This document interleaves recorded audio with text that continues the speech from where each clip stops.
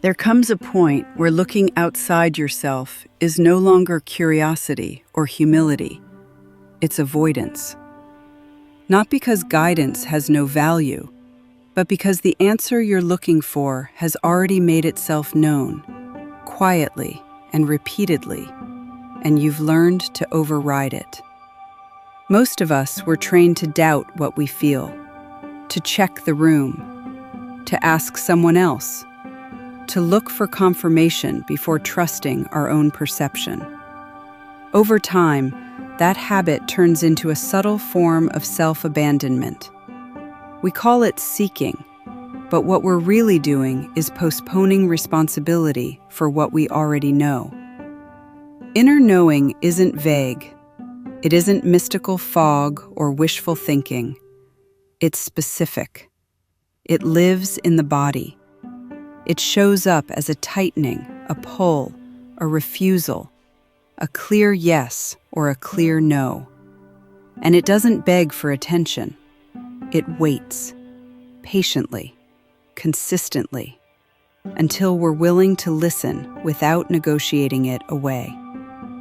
The cost of ignoring that knowing is cumulative. It looks like delay, exhaustion, and a life that never quite settles into alignment. It shows up as explaining yourself too much, second-guessing decisions you felt certain about, or living inside timelines that don't actually belong to you. Not because you're incapable, but because you were taught that authority lives somewhere else.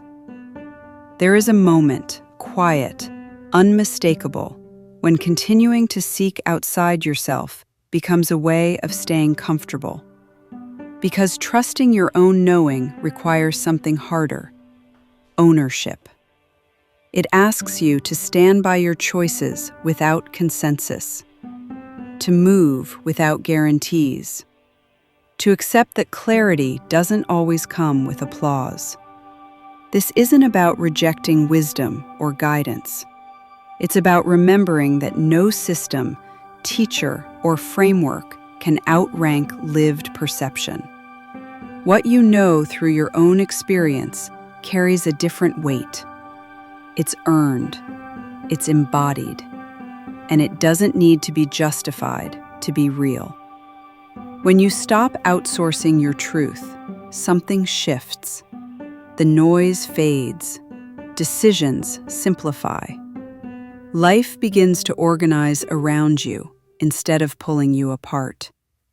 Not because everything becomes easy, but because it becomes honest. The invitation is simple, and it's not gentle.